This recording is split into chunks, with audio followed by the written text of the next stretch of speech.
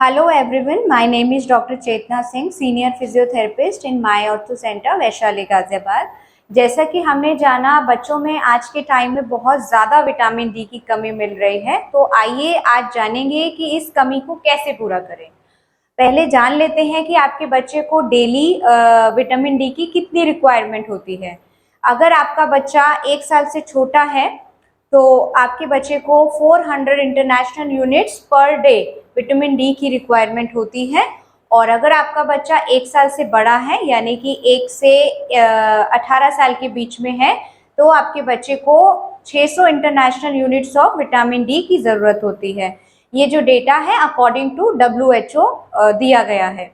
अब जान लेते हैं कि विटामिन डी हमें किन चीज़ों से और कैसे मिल पाएगा। तो देयर आर 3 सोर्सेज, 3 सोर्सेज हैं हमारे पास विटामिन डी के लिए।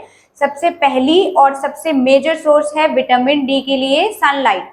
Sunlight maximum vitamin D synthesis में हेल्प करती है। दूसरी सोर्स है डाइट यानी कि आपका फूड आइटम्स। और जब दोनों ही चीज़ें कम रह जाती हैं तब हम बच्चे को प्रोवाइड करते हैं सप्लीमेंट। सो डॉक्टर के कंसल्टेशन के बाद आप अपने बच्चे को विटामिन डी सप्लीमेंट भी दे सकते हैं। पहले सोर्स के बारे में बात करते हैं, सनलाइट के बारे में। तो सनलाइट सबसे मेजर सोर्स है। जैसा कि हमने कहा विटामिन डी का आपका 80% बॉडी की रिक्वायरमेंट का 80% विटामिन डी आपको सनलाइट से ही मिल पाता है। तो जान लेते हैं कि विटामिन डी हमें कब, कितना और कैसे लेना चाहिए ताकि मैक्सिमम विटामिन डी बन पाए। तो सनलाइट के लिए सबसे ज़रूरी चीज़ है टाइम ड्यूरेशन, यानी कि आपको किस समय धूप लेनी चाहिए और कितनी देर के लिए लेनी चाहिए।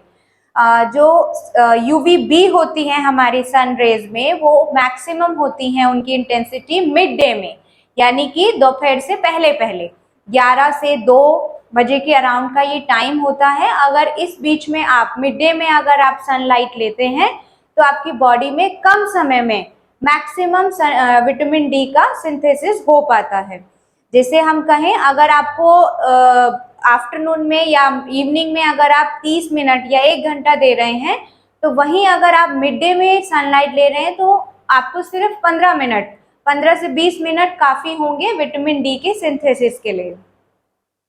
दूसरी चीज़ है कि आपका स्किन कलर बहुत मैटर करता है सनलाइट की कंडीशन में।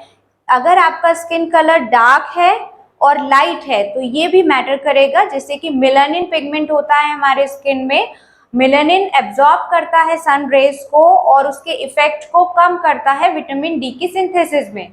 तो अगर आपकी बॉडी डार्क कलर की है तो उनको थोड़ा ज़्यादा टाइम सनलाइट में देना पड़ता है, यानी कि 30 से 3 घंटे तक का टाइम देना होता है विटामिन डी के लिए। और अगर आपकी लाइटर स्किन है तो आपको कम समय में भी विटामिन डी सिंथेसिस हो जाता है। अब आइए बात करते हैं कुछ और चीज़ों के बारे में जो ज़रूरी होती हैं सन रेज के लिए। जैसा कि हमने कहा टाइम, स्किन कलर। तीसरा है आपको जब भी सन एक्सपोजर लेना है तो बिना सनस्क्रीन के बाहर जाएंगे। सनस्क्रीन आपके सन रेज को एब्जॉर्ब करेंगी और अंदर बॉडी में विटामिन डी के सिंथेसिस को प्रिवेंट कर देगी। तो आपको बिना सनस्क्रीन के ही विटामिन डी के लिए आप मिड डे में सन एक्सपोजर ले सकते हैं विटामिन डी के लिए। और विंटर टाइम में हम कहेंगे कि पूरा दिन, होल डे, जब भी आपको सनलाइट अवेलेबल हो तब आप सन एक्सपोजर ले सकते हैं। बाकी चीज़ें हमें ये ध्यान रखना है कि अगर आप कार में बैठ के या फिर आप अपने घर की विंडो से धूप ले रहे हैं तो आपको उतना विटामिन डी नहीं मिलेगा, क्योंकि जो UVB रेज होती हैं वो ग्लासेस से पेनिट्रेट नहीं कर पाती हैं। तो इसलिए आपका जो सन के एक्सपोजर से जो विटामिन डी बनना चाहिए उतना आपको नहीं मिल पाएगा। तो सजेस्टेड यही है कि आप अपने बच्चे को धूप में बाहर पार्क में खेलने के लिए भेजें, जिससे कि उसको मैक्सिमम सन एक्सपोजर मिले और मैक्सिमम विटामिन डी उसको मिल पाए। दूसरी बात आपको ये भी ध्यान रखनी है कि बच्चे का जो बॉडी सरफेस है कितना पार्ट एक्सपोज होना चाहिए। तो करीबन आपके बच्चे का 40 से 42% पार्ट सन के डायरेक्ट एक्सपोजर में होना चाहिए, यानी कि उस एरिया पे कपड़ों की लेयरिंग या फिर किसी और चीज़ की लेयरिंग नहीं होनी चाहिए।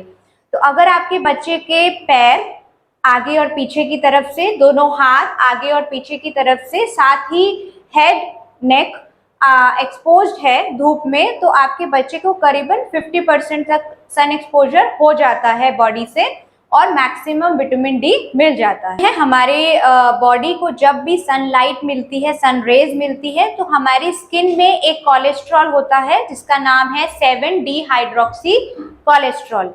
ये कोलेस्ट्रॉल सन एक्सपोजर से यानी कि यूवीबी रेज के एक्सपोजर से एक्टिवेट करता है विटामिन डी की सिंथेसिस को, जिसमें आपका लीवर और किडनी भी इन्वॉल्व होते हैं।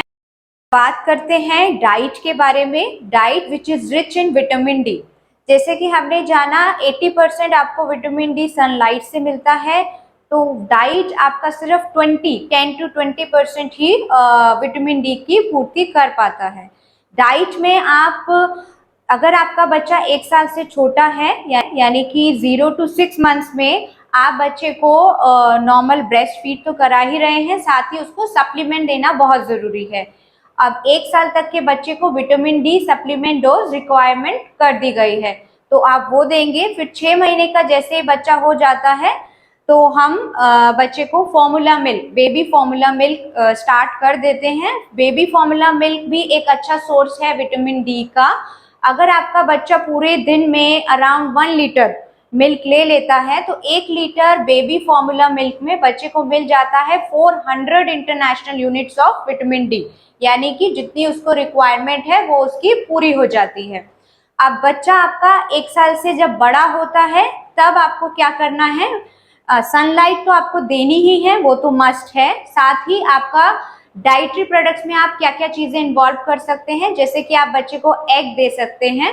एक अंडे में हम जानते हैं कि 1 एग में around 1 microgram of vitamin D present होता है, और 1 माइक्रोग्राम का मतलब है 40 international units of vitamin D आपके बच्चे को मिल जाएंगी।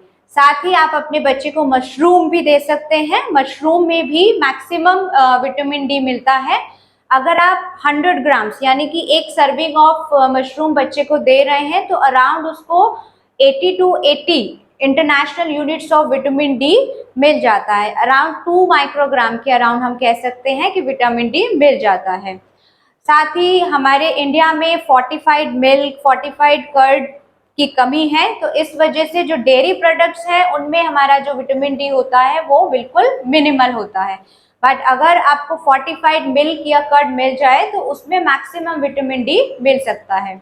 जैसे कि फोर्टिफाइड मिल्क में अराउंड 120, 1 लीटर में 120 international units of vitamin D present होता है। और कर्ड में अगर हम बात करें 30 ग्राम्स ऑफ कर्ड में, तो 88 international units of vitamin D.